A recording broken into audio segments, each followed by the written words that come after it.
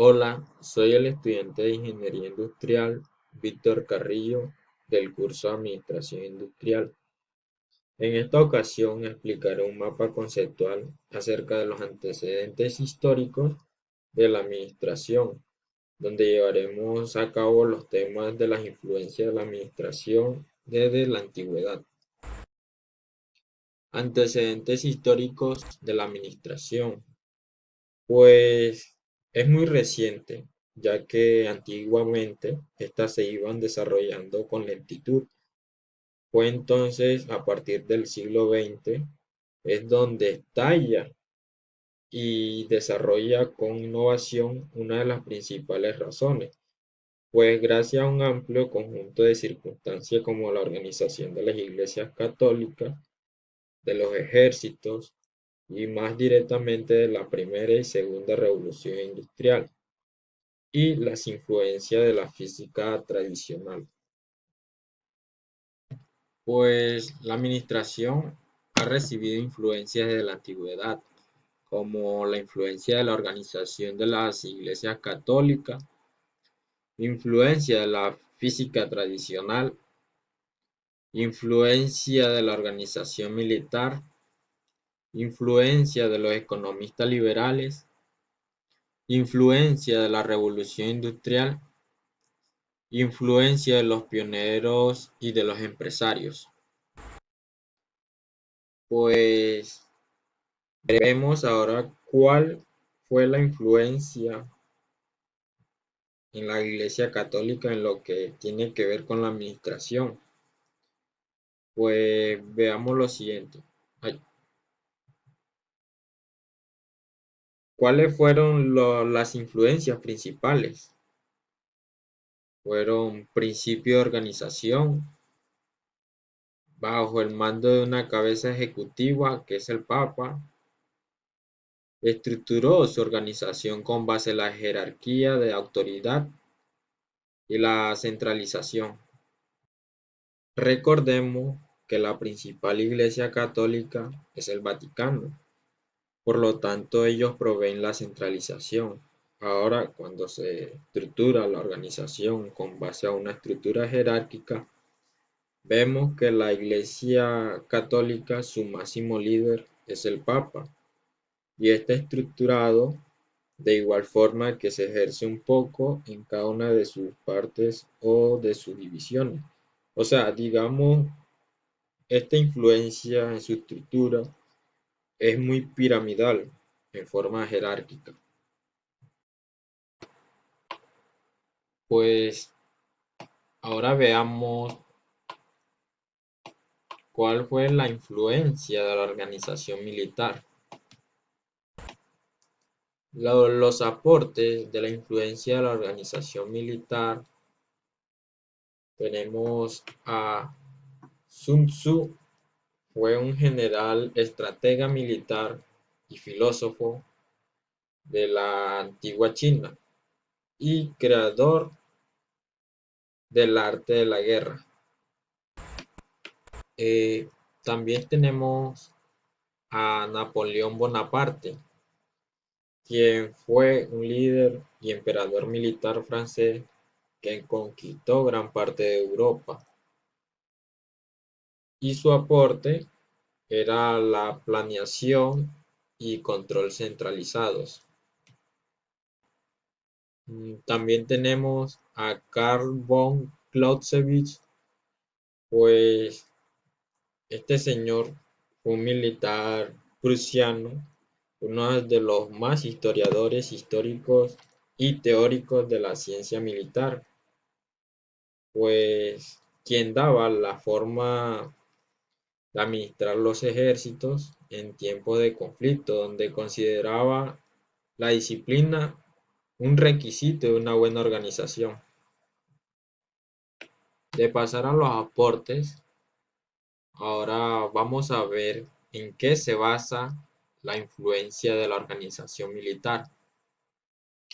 Se basa en organización lineal, en principio de unidad de mando, la escala jerárquica, delegación de autoridad, principio de dirección, lo que se espera del individuo, planeación y estrategias. Ahora vemos la influencia de la física tradicional. Tenemos a Francis Bacon, que discrimina lo esencial por lo secundario. Tenemos también a René Descartes, método cartesiano, principios de la duda sistemática, del análisis, de la síntesis y de la enumeración. También tenemos al señor Isaac Newton, eh, que decía que el mundo era físico, era ordenado y previsible. De la influencia de la física tradicional, vamos a ver la influencia de la revolución industrial.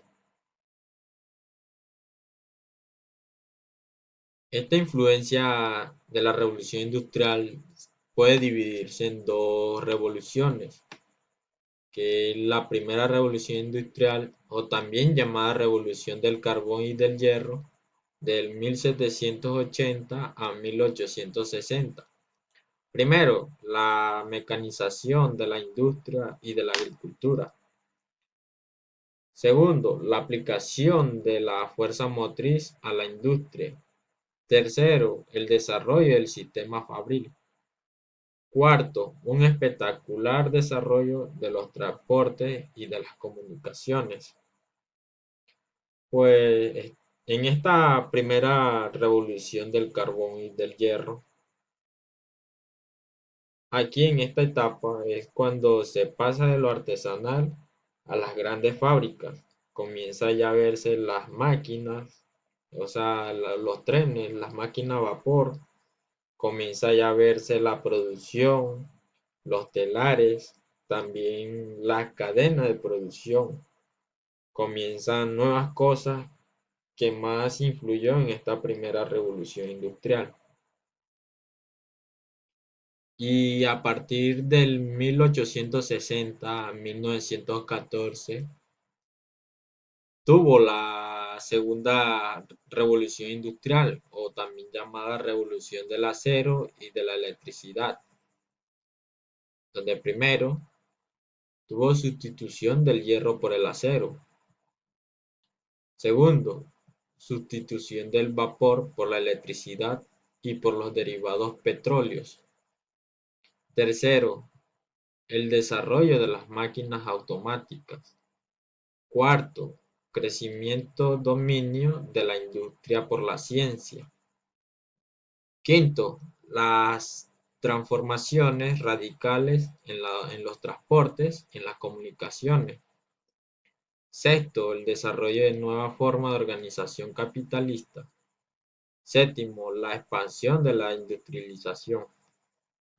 En esta segunda revolución industrial, o la revolución del acero y de la electricidad, en esta etapa es cuando hablamos sobre el uso de la luz eléctrica, y también hablamos del acero para la construcción, que nos permite una prosperidad de la construcción de altos edificios.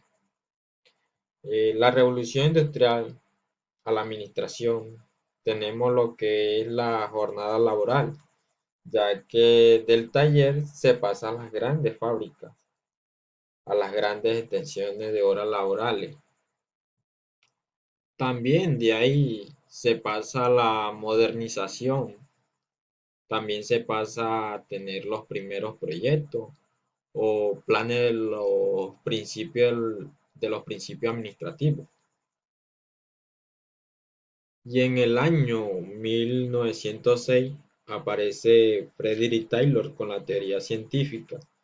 Luego Henry Fayol en el año 1916 aproximadamente, donde sale la teoría clásica de la administración, y todo esto debido a la revolución industrial, donde pasó de pequeños talleres artesanales a las grandes fábricas de grandes industrias, y también a las grandes, a los grandes empleos, también los grandes trabajadores de extensa jornada de trabajo.